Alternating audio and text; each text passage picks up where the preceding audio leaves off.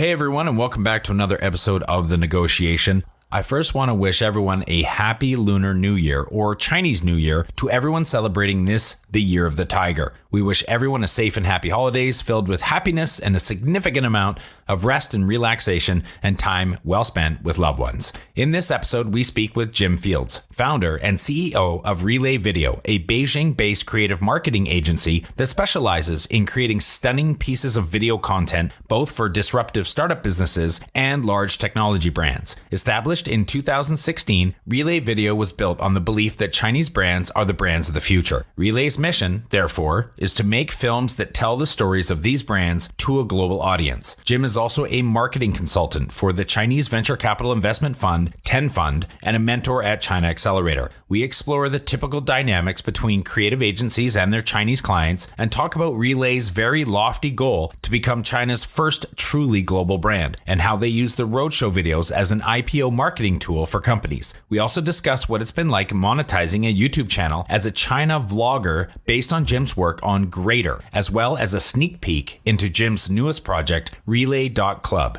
Enjoy.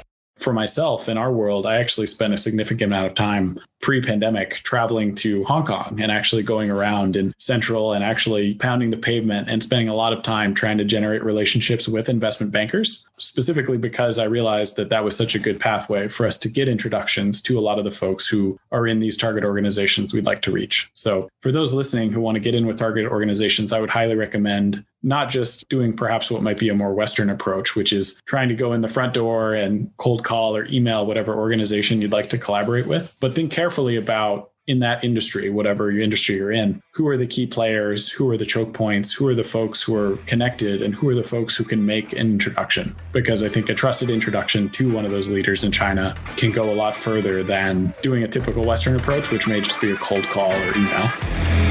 Home to over 4 billion people, the Asia-Pacific region boasts one of the most powerful consumer markets on the planet.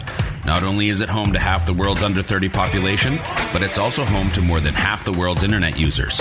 It's a market no globally minded brand should ignore, but entering markets like China is no easy task. Just ask the likes of Microsoft, Google, Uber, and Facebook. Times are changing, and with the right partners, doors are slowly opening as more and more companies find success expanding into the markets of the Middle Kingdom. I myself spent 8 years in China, mostly as a venture capitalist, helping early-stage tech companies enter the Asia-Pacific market successfully. This show is dedicated to uncovering and examining successful China entry and growth strategies by interviewing the people behind those success stories. My name is Todd Embley, and welcome to The Negotiation, brought to you by WPIC Marketing and Technologies. Jim, welcome to the show. Thanks for coming on today. Thanks so much, Todd. It's such a pleasure to get a chance to talk to you. You and I go back, and I'm sure that will come out during the discussion here. We've known each other for quite some time. But why don't you inform our audience as to who you are, a bit of an introduction, and tell everybody how you ended up in China. Absolutely.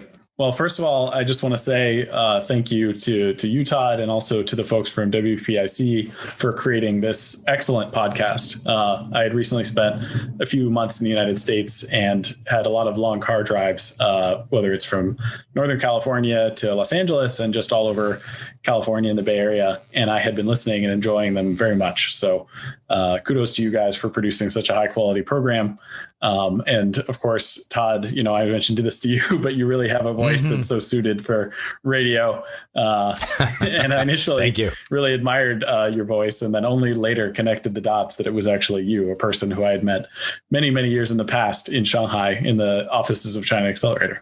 I've joked before that my mother used to tell me I had a face for radio, so I appreciate that. I've been in China since 2009.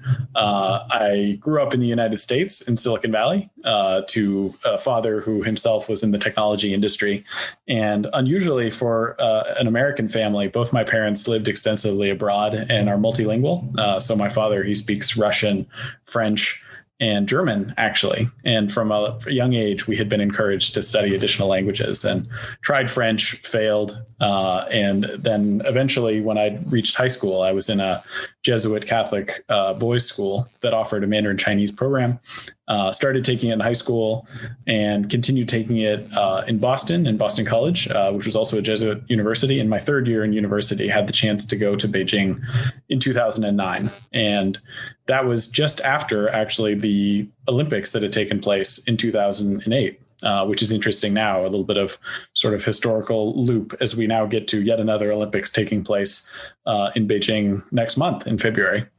And at that time, it was such an exciting moment to be in China. There was so much going on. There was so much dynamism. There was companies that were growing quickly. The economy was absolutely skyrocketing. And there was this sense of optimism and energy that was just sort of intoxicating. And this is also in context of the fact that in 2008 in the United States, there was also Lehman Brothers and the financial crisis. It just felt like China was a rocket ship. So after going back to the United States and finishing my fourth year of university, the second day after I finished my degree, I got in an airplane, Boston Logan Airport, and flew back to China, where I've been since then, from 2010 all the way to now. And you are currently in quarantine. So, for the listeners, we occasionally hear the odd auditory effects of you, somebody being in China or in an office.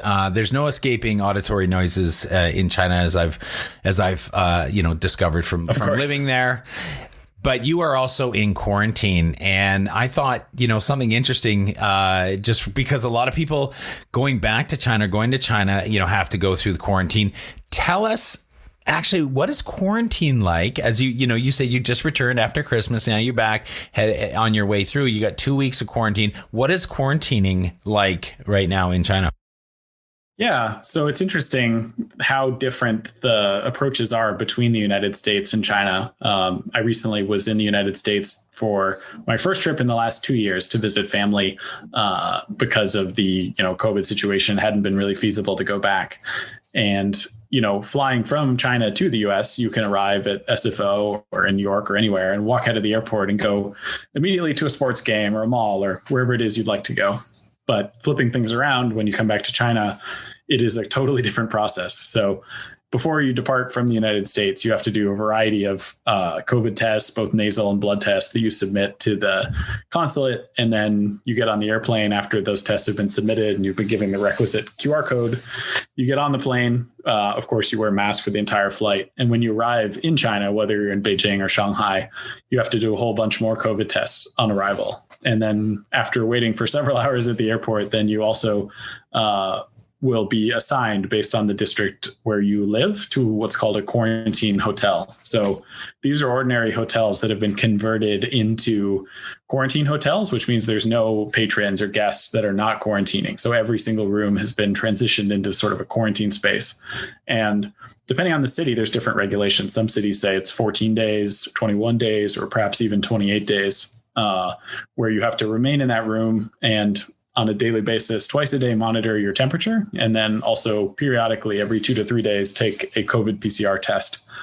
And basically when they say you're in a room, you're in a room. So the room that I'm in is a decent hotel room, king size bed, window that opens, but you remain in one single room. Some less charitable folks would call it being akin to in a prison cell, where you spend the entirety of those 14, 21, or 28 days. So as I speak to you now, this is the 6th day of my 14 days, and I'm clinging on to the last vestiges of my sanity. So getting the chance to talk to you is actually something I've been looking forward to the last few days, and a very nice way to break things up. So thank you for that. And I appreciate that. I like being somebody that somebody looks forward to. And you know what?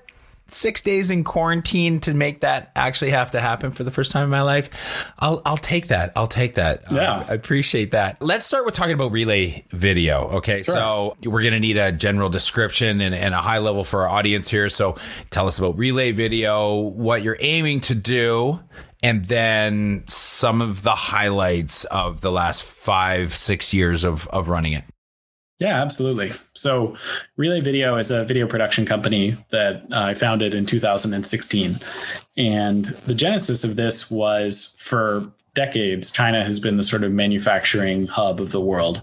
And there's been, obviously incredible capability of companies to produce these made in China products, whether it's Apple and iPhones or Foxconn or, dozens, legion of other companies that have been making things here. But the interesting development in the last, couple decades, especially in the last 10 years, has been the rise of homegrown brands in China, particularly in the technology area, that are designing, creating, innovating, and sort of domestically making products and services that are at a global, international level that people all around the world are interested in purchasing. So whether you have, for instance, drone companies like DJI or consumer electronics companies like Xiaomi or smart automotive companies like Xiaopeng, you're starting to see brands in China that really have products that are, either at the same level or perhaps even surpassing their counterparts in other markets. And the interesting part about it is in China, a lot of the founders of these companies are STEM graduates who they know a lot about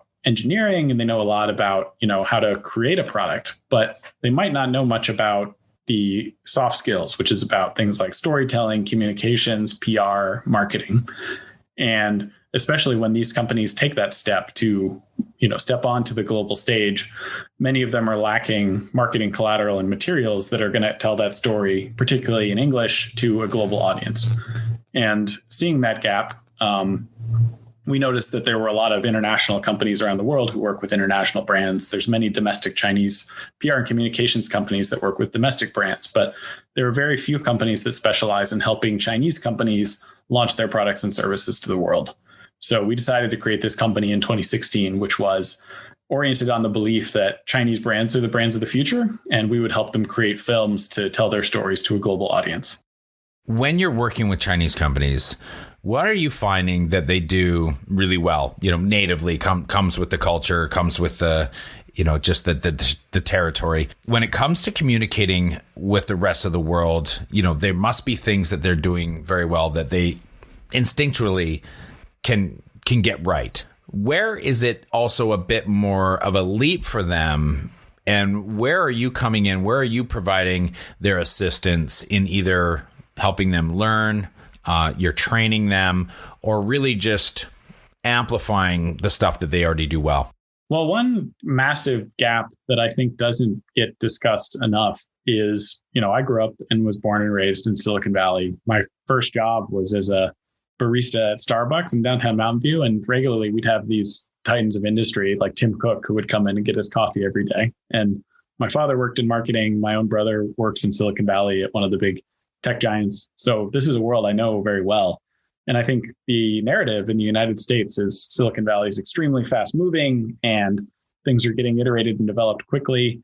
And, it is this hub of innovation. But compared to the speed and energy and velocity of how things are getting done in China, it feels like Silicon Valley is such a slow moving place.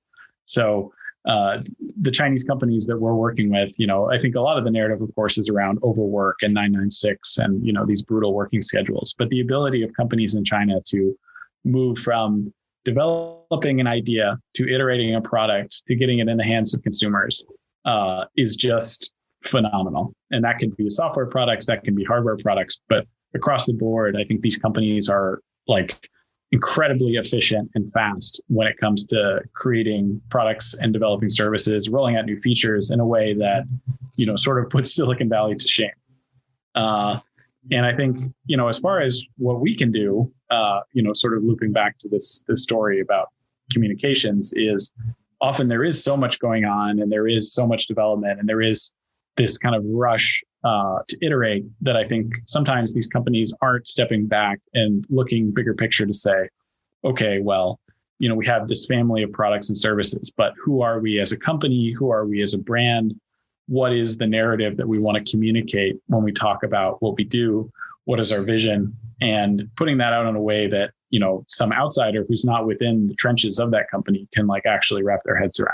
So I think that's kind of where we can add value. Myself and our founding company members, I have two founders who are based in China as well, are both also Americans who are fluent Chinese speakers. But we spend a lot of time sitting down with these company founders, trying to draw out those bigger picture thoughts, as opposed to just talking about products, to really start to think about the brand and their vision and their purpose.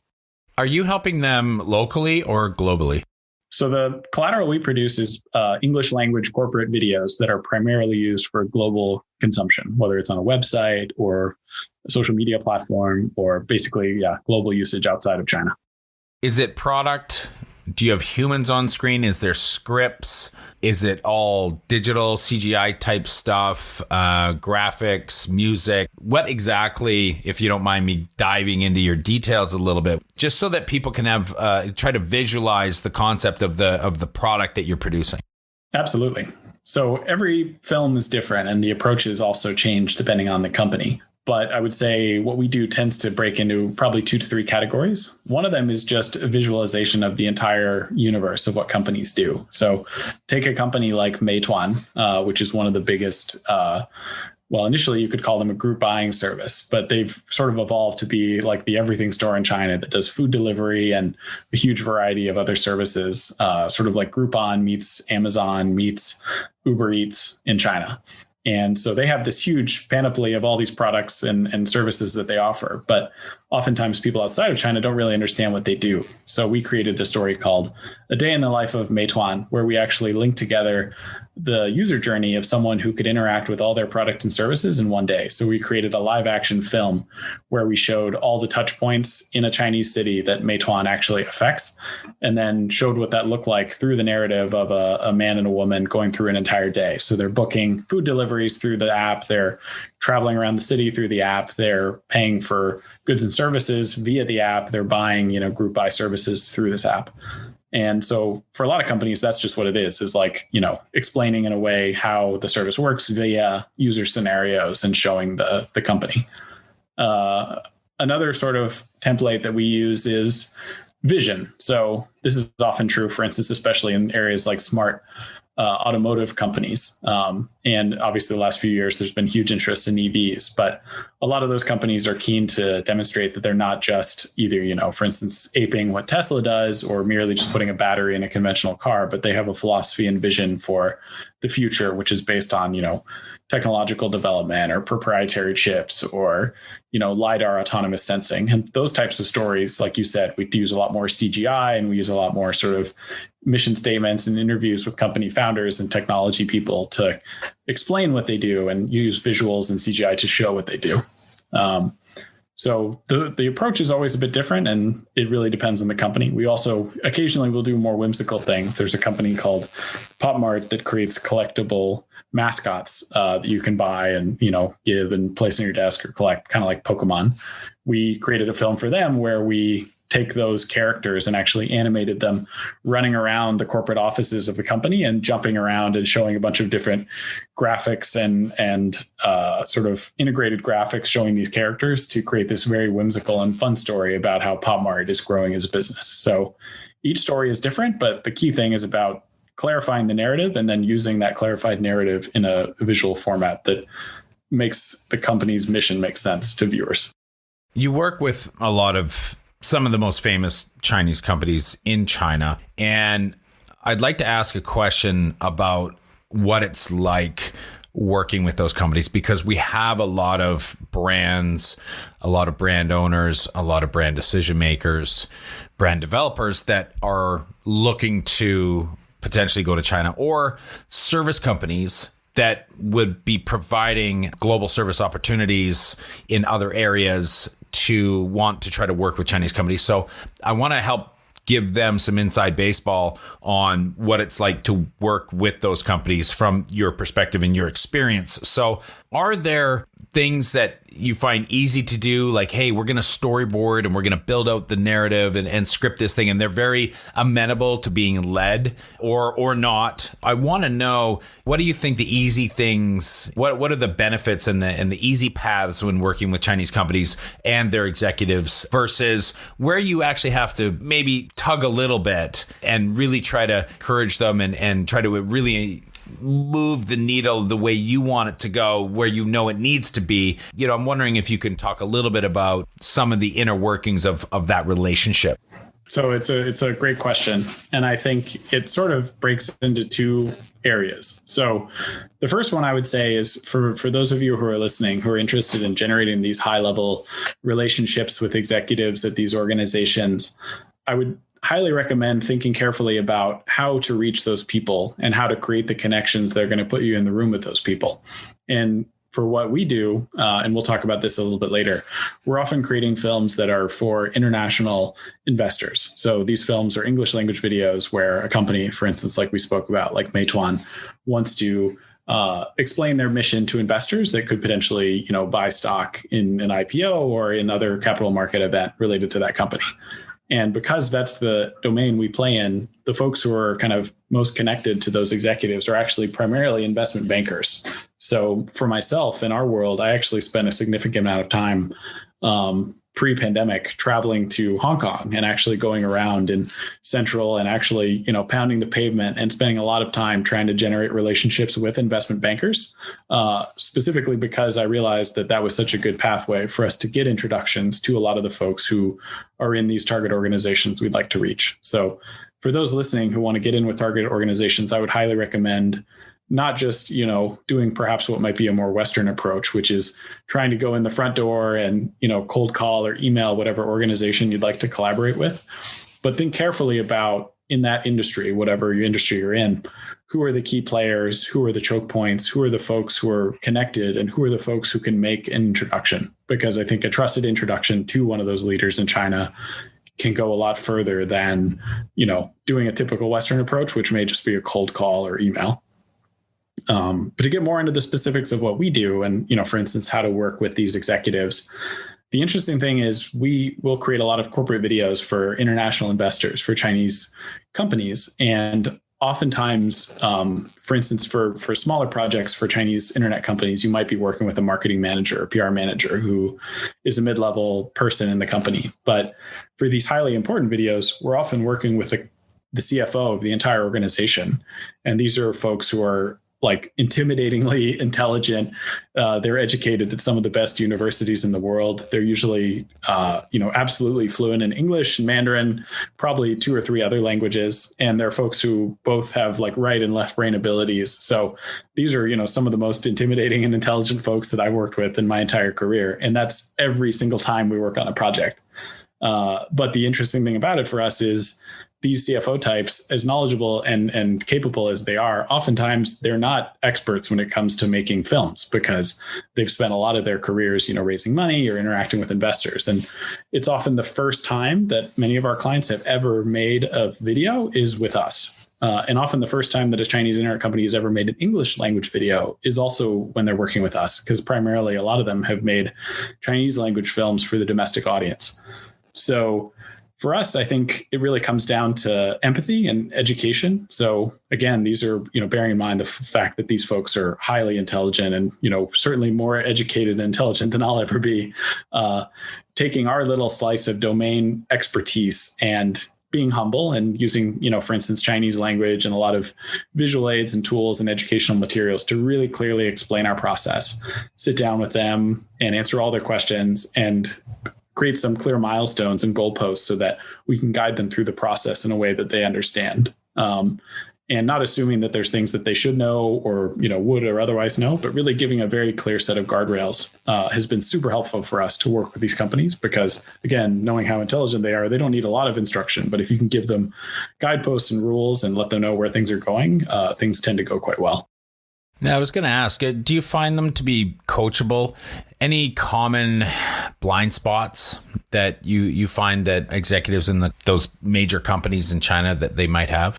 So I certainly think that folks are coachable. I think the thing that is kind of unusual is the things that make an entrepreneur successful in China are often quite different than the things that might make an entrepreneur successful in other markets. So the folks that we work with in terms of, things that we might think of as basic requirements, for instance, things like public speaking or, being able to articulate your mission or particularly, being on camera or just being the quote unquote face of the company, those things are relatively unusual because often a lot of folks who run these organizations in China keep a pretty low profile. So we've had situations where, despite a lot of coaching, we can put a certain executive on camera for an interview or a testimonial, and they're highly uncomfortable unless, for instance, we've gotten teleprompters or done extensive coaching with the lines. A lot of them are not necessarily always very comfortable articulating their visions about companies. And if you, contrast that with, for instance, Silicon Valley with the Steve Jobs and, Jeff Bezos types, who are these brash folks who love to be on stage giving keynotes, it's a very, very different process. But I would say, to your point about coachability, I would say these folks are definitely willing to do it. And they put in a tremendous amount of effort to memorize their lines and appear well on camera. And, they'll go all out to try to do their best. But it's definitely something I would say that doesn't come naturally to most of the folks that we work with. I would agree with that, but they more than make up for it in their diligence and they do their homework. They come prepared, as you said. You can tell that as maybe nervous or slightly awkward as they might tend to be more, they have such a desire. Like, they are so professional about being there and putting in the work. It's amazing, compared to having interviewed and worked with other Western executives who just kind of get wheeled into the room. They look at a teleprompter and just rattle off the lines and go. The folks here do really care. And they really, like you said, they sit down, they prepare, they memorize. And, there is a real effort that goes in. And also they'll take notes, which for me is hilarious, as just a filmmaker who doesn't have formal, training necessarily in some of the topics they discuss. A lot of these, CEOs of billion-dollar companies will say their lines and they'll look at me like, hey, was that okay? And I'm like, I can't believe that I have the ability to influence the behavior of someone who is at this level. It's amazing. The mission, as stated on your website, so I'm going to hold you to it, of course, is to create China's first truly global brand, which is something I think that's a super interesting mission statement, and I want to dive into it. I'm going to put it to you in this way. Are you sure that doesn't already exist? One thinks of, we think of Alibaba, we think of Tencent, the sub companies, and financial, what have you, or maybe something like Shein in the retail space. Sure. So if it doesn't already exist, who's close, who's closest? And why do you think, for a country that has so much innovation and such a powerhouse economy, why hasn't it been created already? That's a great question. That's a lot in there. Sorry. I appreciate you doing a call back to our website. I mean, this is a mission we created when we set up the company. And speaking to sort of what I said earlier about the last 10 years, it's amazing how much progress has been made in terms of the development of Chinese companies to become global giants. And I think for me, I like to, sort of create the analogy to what happened in Japan in the 1990s. You had this profusion of brands from Japan, companies like Toshiba and Honda and Nintendo and like many others that were creating really incredible products, and they became global juggernauts. And that was something I wanted to see, especially myself when I first came to China. I was like, there's so much innovation here and there's so much going on. Why aren't there more brands that are going global? And I think in the early 2010s, I felt a little bit sort of confused and like slightly sad that hadn't been happening. But in the last 5 years, 2017 to now, I think I've been sort of proven right. Like, there have been incredible strides made by many of the companies you just mentioned. And I think, for instance, the first global brand, you could definitely make the argument that ByteDance, for example, or even just TikTok in and of itself, which is treated as a self-contained business unit in many ways, is a extremely global brand that originated in China. Or Shein, like you said, which is like the most interesting, fast-growing, data-driven fashion retail company in the world.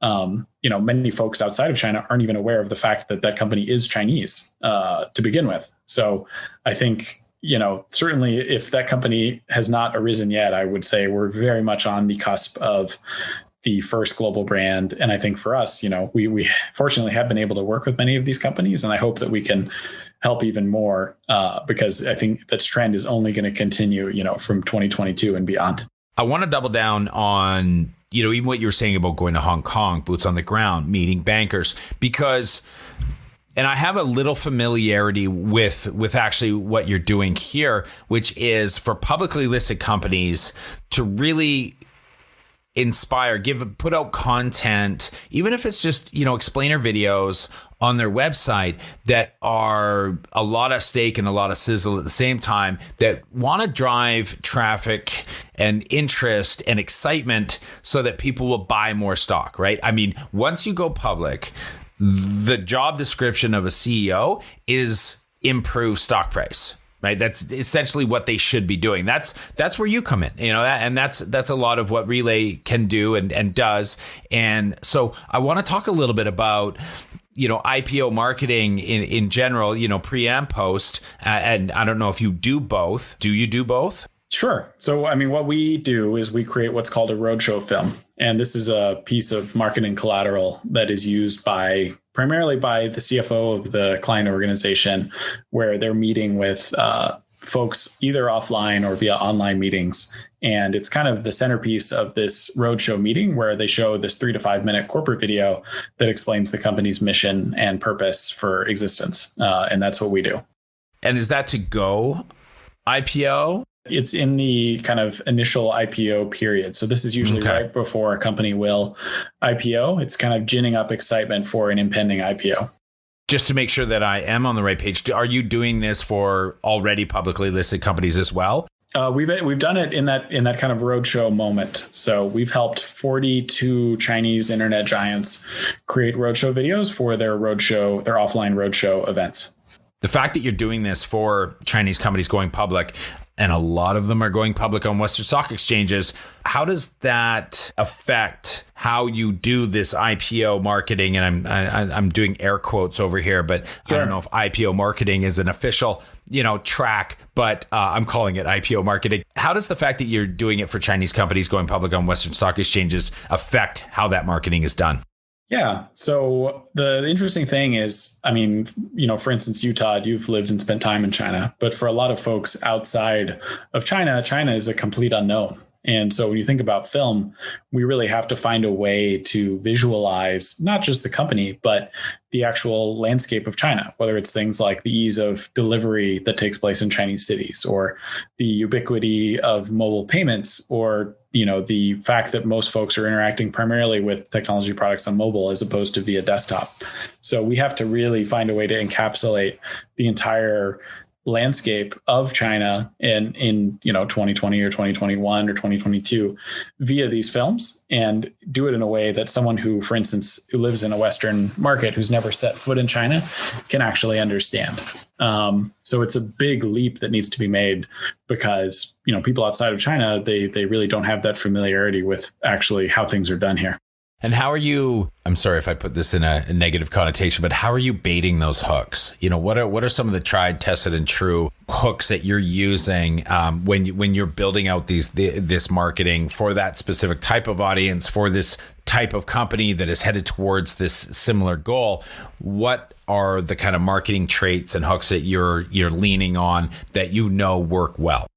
Often when you see corporate videos that are made in China, and actually also outside of China, there often is like a voice of God narrator who will just talk about the, entire economic climate and the entire landscape and the GMV of the company and downloads and users, and bombard you with all these statistics. And we find that to be the worst way to help someone understand what a company does. So oftentimes we're actually going to go very micro into, for instance, a day in the life of a specific user of a specific product, whether, for instance, that's Tencent Music, or whether it's a company like Pinduoduo that we also worked with. We'll actually zero in on the life of a particular user, or perhaps a merchant who exists on a specific platform, or perhaps some other participant in that ecosystem, and actually show, not through the voice of God approach, but actually through this specific narrative of that person, to show how that app touches on their lives and facilitates what they do and empowers them in a way that to do something they could never have done before. And we find, of course, you can couple that with, charts and graphs and explanations of the entire company value proposition. But we do find having a human touch goes a long way to help people understand how things work in China. I want to dive into your YouTube channel as well, Greater, or GRTR, the way that it is. We'll have a link to that in the show notes for those listening who want to go and check it out. You've been making one new video per week, every week for the past year. I want to ask, broadly speaking, What have you learned about the internet during that 1 year? Making videos is always hard. And for the past 6 years, we've created a lot of corporate videos for clients in China. And the thing I think for us that started to become, somewhat of a concern the last several years was becoming aware of the reality that the media landscape is changing. And this is true, in so many different ways, but people are moving away from traditional media platforms and moving towards social media. And you can see that in politics, and you can see it in influencer marketing, and you can see it in so many different verticals. And we started to think, okay, well, all of our communications materials Relay creates now are B2B, but what about the consumer sector? And what about creating content for people on social media who aren't, for instance, a small select group of investors, but perhaps like a broader audience? So we last year at the tail end of 2020 created this YouTube channel, and sort of at the end of that year made this New Year's resolution in which we'd create one new piece of content every week.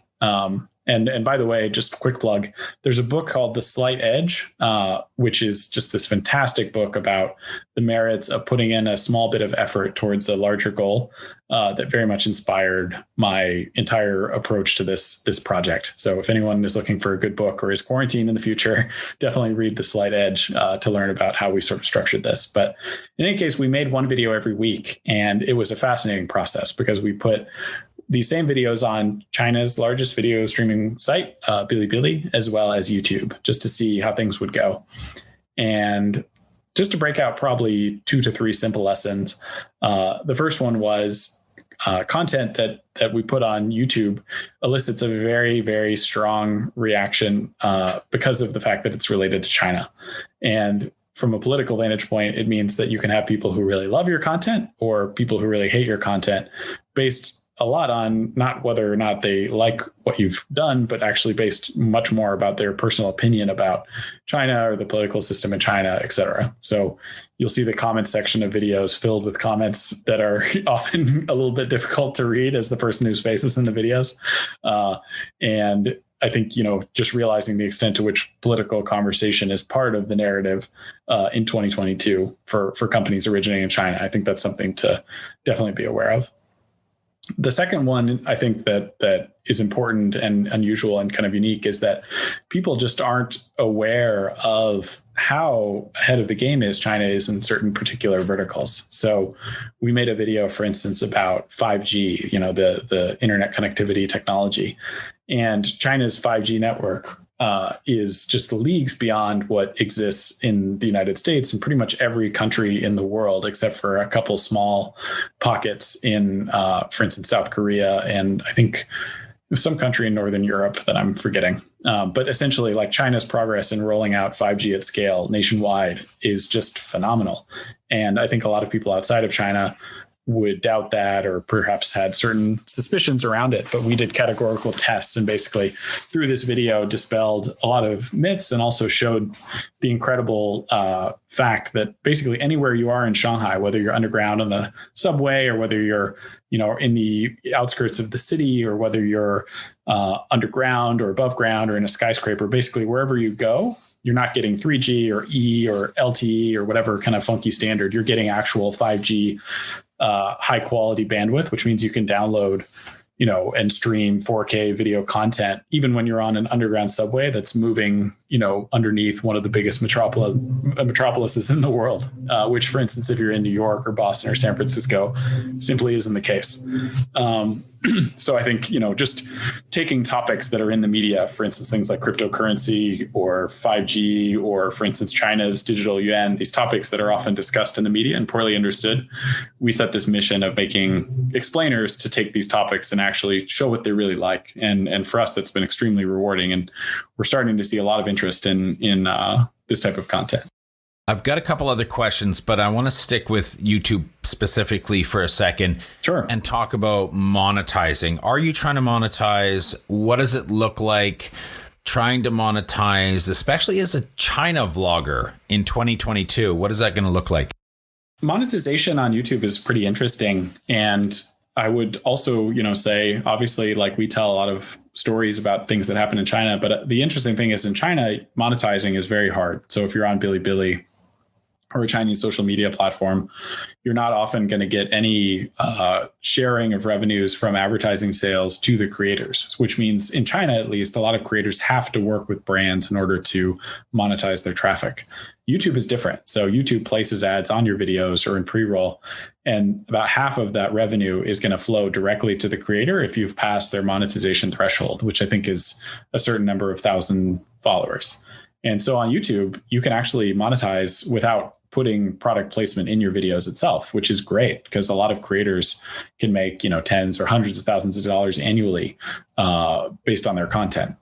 For us, I think our goal, given that this is sort of an ancillary business for us, we're not necessarily trying to make it into a cash cow and turn it in specifically to like a central business unit for us. But what we do want to do is make enough money via our video views to offset our production costs, because obviously we have equipment and personnel and staff and editing, et cetera, that we spend money on a regular basis. And our goals for the channel was to monetize just enough to cover our costs. There's a lot of stuff we could do if we wanted to monetize more aggressively. For instance, we could do many more sponsored pieces of content. But the problem is, if we're really trying to be an objective channel that really breaks out topics in an unbiased way, if every other video becomes a sponsored piece of content, our objectivity and our authenticity, I think, starts to become questionable. So for us, we haven't highly pursued monetizing the channel. But if you're a brand owner who's listening, who'd like to, have a lucrative offer for an episode sponsorship, definitely get in touch. What is the difference that you can point to between Western platforms and Chinese platforms? Differences and similarities, really. And I'm covering all of it with audience, content strategy, position, language difference, anything about the algorithms you want to mention. Just discuss that for a second and then talk to us about the future for your channel.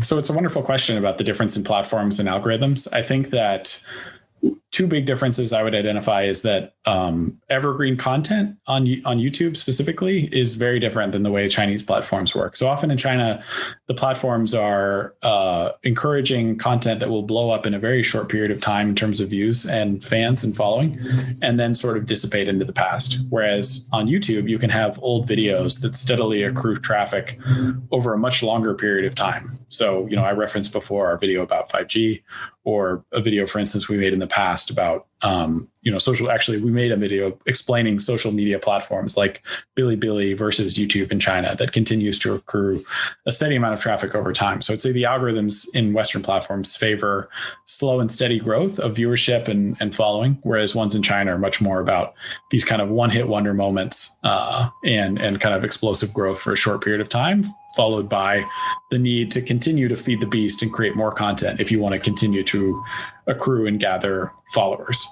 The second thing I would say is that fans in China are much more engaged and much more at least in my experience, they really want to interact with creators in a way that isn't necessarily true on YouTube. So if you take, for instance, Bilibili, China's big video streaming website, you actually have the ability not just to make comments below the video, but you can actually make comments that appear, what are called bullet titles, that will actually appear overlaid atop the video and scroll across the screen from left to right. So for instance, if there's a villain in a particular video, you'll have a bunch of people making comments like, cursing at this person or mentioning something or, expressing how they feel. And it won't appear below the video in the comment section. It will actually appear atop the video in a scrolling title that goes from left to right and pans across the screen. So you have a much more sort of meta relationship with the content where the viewers are not only passive watchers of content, but they're actually in this kind of conversation with the content.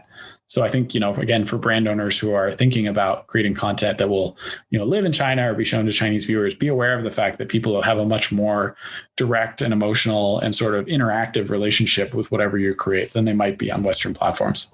And the future for the channel. What do you got planned for 2022? Yes, sir. So making one film every week we found to be good, but also notice that feeding the beast in that way does sometimes create a scenario where we can't have that deep focus on specific topics that especially require a lot more focus. And so we're going to do another sort of New Year's experiment in 2022, where instead of doing 52 videos, we're going to produce 12 videos and really in each one put in the effort and, the legwork to ensure that each one is a deep dive into a specific topic. So the first of those videos will come out at the end of this month, just before Chinese New Year. So again, as I'm obligated to say, like and subscribe, click the subscribe button below if you guys are interested in checking it out. Do that on our podcast first, and then go over to Greater and do it over there. Absolutely. Okay, you are developing a new app to connect Chinese brands with global social media influencers called Relay.club. Now, can you tell us a little bit about what this is? I'm hoping I didn't, not spoiling any kind of secrets or this is, something in stealth, but tell us about what this is and why you're doing this. Yeah, sure. Relay Club has been something we've thought about for a long time, but really just in the last 6 months have brought to life. And the purpose of Relay Club has actually been sort of based on the fact that we created this YouTube channel. Many clients were approaching me and saying, "Hey, Jim, can you help us? Either can we collaborate on your YouTube channel, or because you seem to know a lot about YouTube, can you help us find other content creators that we can work with?" And this is, brands like Baidu or PopMart or Xiaohongshu or many other Chinese companies. And so initially we worked in more of an agency model where we were helping our clients individually reach out to specific influencers, YouTubers, TikTokers, et cetera, to create content. And then having worked with many internet platform companies, we decided we should really create a tool which could function as more of almost like a CRM, whereby clients could select, find, seek out, and choose to work with particular creators, and almost sort of like a shopping cart in Amazon, select the creators they'd like to work with and create campaigns and manage the entire campaign flow through an online tool. And so we're building this now. And actually, the timeline we mentioned before of launching at the end of this month is also true for Relay Club. So this will be launching at that point in its beta form. And we're really excited to get in the hands of people who are interested in doing influencer marketing campaigns, particularly from China to the global landscape.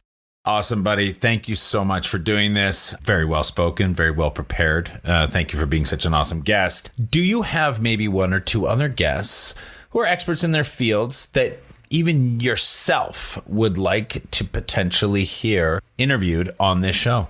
Yes, sir. So, and again, thank you for your deep and sonorous baritone and your wonderful interview skills today. I really enjoyed this. There's two folks who come to mind as potential people to interview. I have a good friend named William August, who has actually been one of my inspirations. He himself was a very popular influencer in China who set up his own account on Bilibili and became extremely popular in 2017, 2018. And he then has gone on to leverage that success into now being a real e-commerce guru who's working in the live streaming space, but not in China. He's actually working in the UK now, helping TikTok as they're expanding globally with this live stream e-commerce phenomenon, which has often happened in China, where you'll, for instance, see a host who's selling products through live stream. But this phenomenon is now expanding globally. And at the very forefront of this is my friend William August, who's from the UK, spent, I think, 7 or 8 years in China, but very knowledgeable guy who can speak to influencer marketing both in China and the West. And I think someone who you'd really enjoy talking to. Separately, I would also point you to John Hartman. So he's previously he was the one of the managing editors of the English language edition of TechNode. And then he's gone on to now be at the South China Morning Post in Hong Kong, working as part of their data team. And also just a very sharp guy, very, very knowledgeable, knows often what's going to happen in China long before it ever reaches the news. So if I ever want a soothsayer who's going to tell me where things are going, John is definitely the guy to talk to. I would say these two are definitely folks you could put on the list. Jim, thanks again for coming on the show. It's been an absolute pleasure. Thank you, Todd. And thanks again to the broader team at the Negotiation and WPIC. You guys are doing amazing stuff. And yeah, thank you so much. Growing a company is hard. Doing it in a foreign market? Exponentially so. The best piece of advice I can give you is not to do it alone. When you start looking across the pond for further expansion possibilities, and I sincerely hope that you do, make sure you choose the right partners to do it with. My good friends at WPIC Marketing and Technologies have almost 20 years of experience helping brands just like yours enter China. I hope you enjoyed this episode of The Negotiation. And if you're interested in being a guest or want to connect with me or any of our team, please reach out to us at podcast@wpic.co. And be sure to rate, comment, and subscribe wherever you get your podcasts. 再见。